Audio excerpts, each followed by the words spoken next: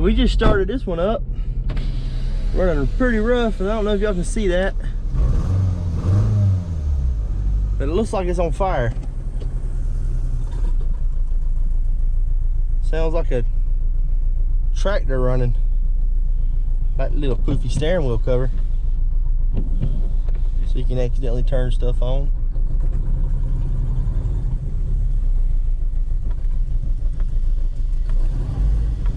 Still looks like it's on fire.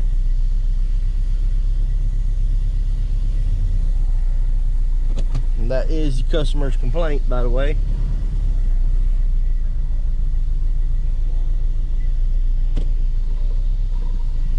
Smoking up the shop. Watch it. Somebody's gonna make a comment, I guarantee you. Shut that thing off.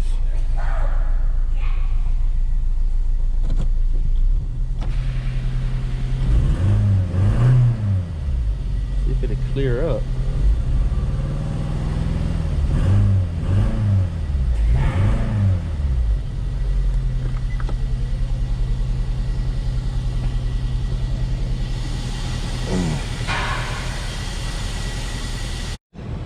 Alright, it is smoking pretty bad, but we also know we got a misfire. So first thing I want to do is I want to isolate what cylinder is misfiring. And the easiest way to do that is to just pull codes. So we'll stick this in here. Check our codes. See what cylinder's misfiring. Hopefully it don't say multiple cylinder misfiring. We can point us to a single cylinder. Since I'm not gonna have it running and I'm gonna have it switched on, I'm gonna grab my battery charger. All right, found our battery charger. Okay, I'm gonna put this on it just so we don't kill the battery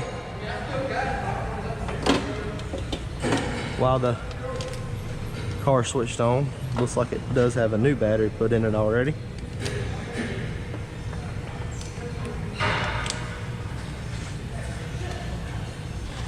I'm just gonna put that on 12 volt, 10 amp. And I'm gonna go ahead and pull up the codes and we'll see what we got. All right, so we do have it pulled up and we have a cylinder misfire and it's cylinder 2, 0 trips ago. All right, so we're gonna try to fix that issue first and then move on from there. Got a look at other pass codes, but the main concern, somebody's hammering over there. Their main concern is the rough idle and the smoking. So we've pinpointed it to cylinder 2 being our misfire and probably what's causing our rough idle. So it's sticking out like a sore thumb right there. That's not plugged in. Connector looks good. Well, it is a little broke right there. Let's see if it'll click in place. So yep, it does not want to click in. Let's see if we can get it in there. Alright, there it went. But it's not fully seating, and that's why that's broke. You just seen, I just barely touched it. And the clamp broke, so due to the age of the car, the fact, oh my goodness, the wires and all that's breaking. God, everything's so dry rotted. This harness, I barely touched them wires and they just snapped. They need a harness. Yeah, all that's dry rotted. Let's see, that one's tight. Somebody's already replaced this one. That one's loose. All right, so to fix that, I'm gonna see if they wanna come back a little ways in this harness and maybe replace these connectors. I should have some, I'll double check. You can see this one's already been replaced by the last guy that worked on it. They should have went ahead and replaced the rest of them. Let's see if that took care of our misfire at least. This sounded like a putwood truck when we started it up earlier. Let's see how it sounds now. Okay. That did take care of our misfire. It's not going to take care of our smoking issue though. So we got to pinpoint that down. Check the PCV system real quick. I'm gonna recommend replacing all those connectors if you have some. I gotta check and see if we have any of those in stock.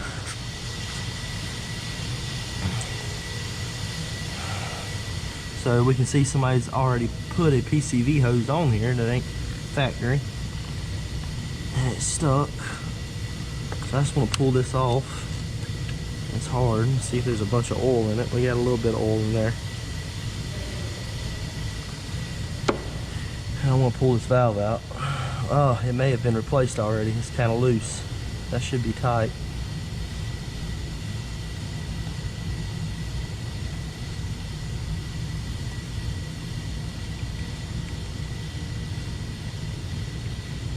Yeah, that's not, you should be able to hear that shake. And that's not really shaking. I can't blow through it. But, yep, it's not doing its job. We're gonna replace that. Or we're going to recommend that they replace that. See if that don't help some with the smoking. Alright, so whenever I pulled this up, I can actually see the history on this vehicle. And we can see that they've had the engine oil cooler, seals and gasket leaking. So it was repaired. See approved lines. Power steering hose line, high side pressure leaking, so that was done. Front brakes were replaced on it. A battery service was done. No, battery replacement was done. They replaced the battery. We mounted 2 hand-clip tires. Let's see, it was mount 2 tires. We gave them the thing to the offer to do the buy 4 get 1 for $1 promotion. That price included an alignment, so I don't know, they may have gotten 4 tires. It's not always exactly 100% good information, but we did do a tune-up on it because the spark plugs were dirty and filed out. Would need to try plugs first, but there's a possibility that cylinder 4 has internal damage. So we did have a lot of smoke, so at this point I want to go back and I want to check cylinder 4. Since we've already told them there's a possibility that it has internal damage, that means that the last tech probably noticed a lot of fouling or oil or something in that cylinder when he did the tune-up, or when he was recommending the tune-up. Alright, so I've already took my ratchet and broke this spark plug loose because I don't want to impact on the spark plug. So I'm just going to use this to run it out. And we're going to look down in cylinder 4, inspect that plug, see if maybe that's the one that's burning oil. I'm also going to inspect another plug just to see if it's just that cylinder that's burning that oil and causing that smoke. So I've got it loose. Now I'm going to take my coil, stick it in there to grab the plug, pull it out. And yeah, that is burning quite a bit of oil on cylinder 4. Let's pull out another one. This one looks like it'd be easiest because the connector's not broke, unless this connector don't fit like it's supposed to. Yep, it popped right off. We'll pull this one out, see how much oil it's burning.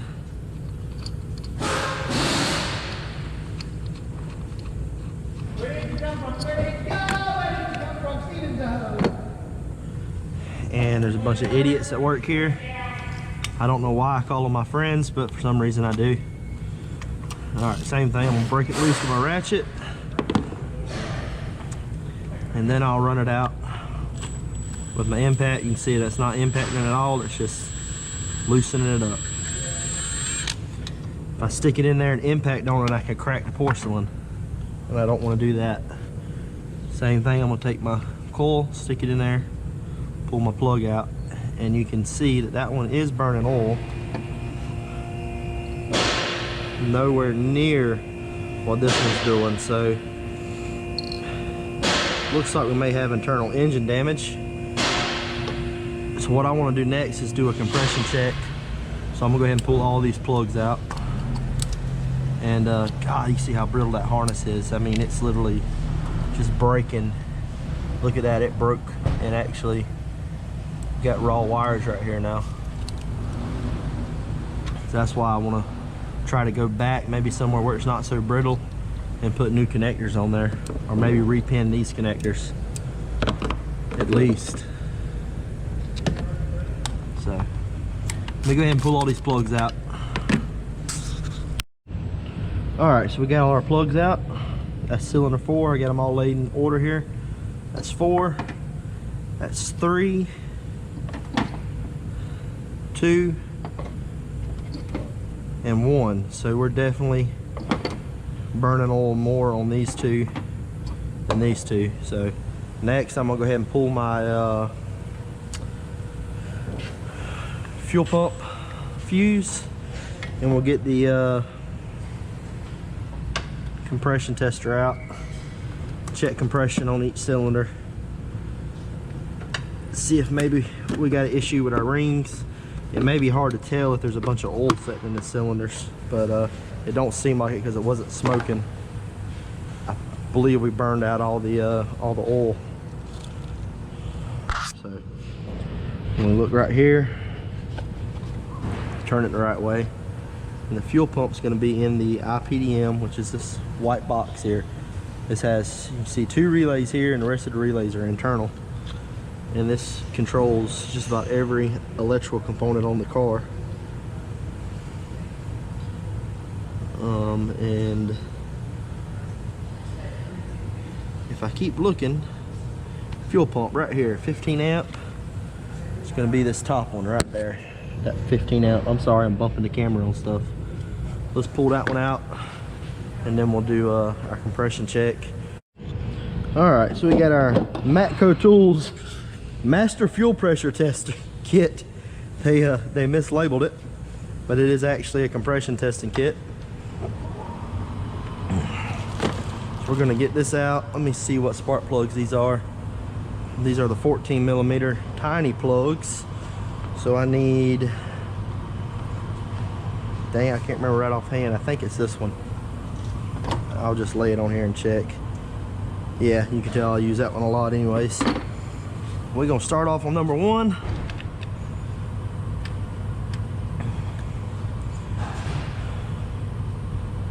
Well, I said I think it's that one. I might be wrong.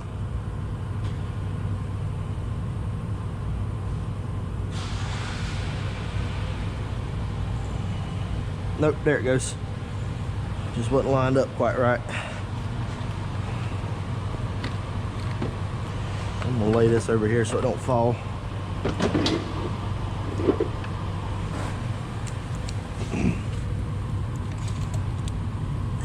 And normally I want to spin it over for at least 7 seconds, but what I'm gonna do is, let me bump this up a little bit.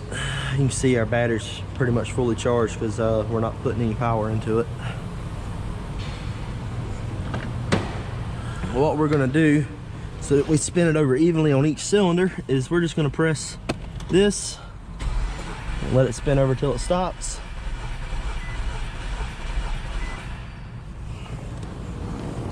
Let's see what reading we have.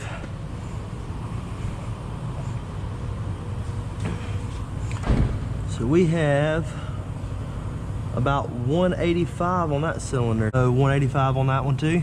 That's number 2.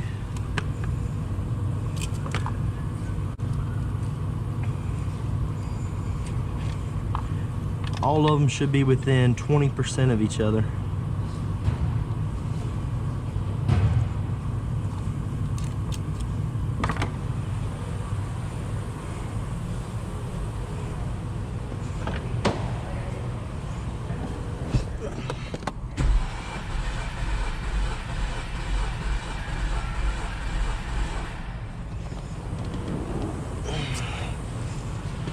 All right, so we're getting down to our cylinders. Look like they were burning a good bit of oil. 190, so we may have oil set in that cylinder. wasn't but 5 psi higher than the last one.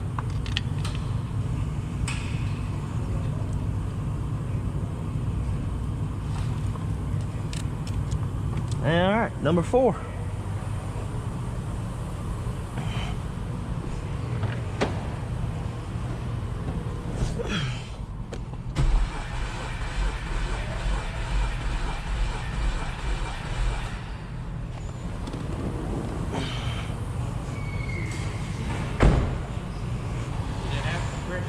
And we have,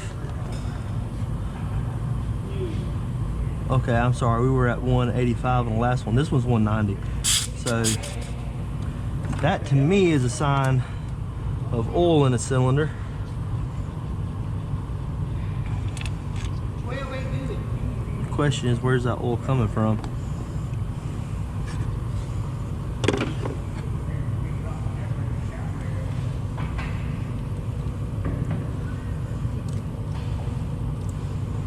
Let's try to narrow that out. All right, so we know these 2 cylinders are burning the most oil. From our compression tests, these 2 are a little higher than these 2, so that's telling me that there's most likely oil in these 2 cylinders. There is a good bit of oil in this hose from our PCV valve.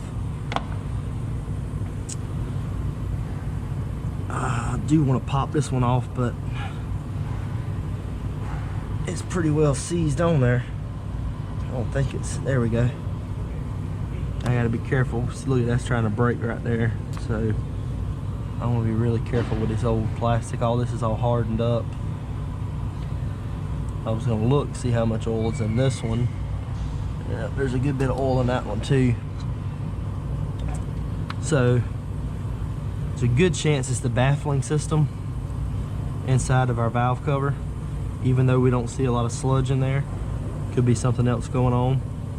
So I'm gonna recommend starting off replacing this valve cover and this PCV valve, because I don't want to hit them with the engine straight off or valve stem seals, because there's no exact evidence to support that. But what I can see is this is our hose for our PCV valve, and if you look at the back of our intake, that's the 2 cylinders that anything coming through here is going to hit first, is these 2. So that's what we're going to start off recommending.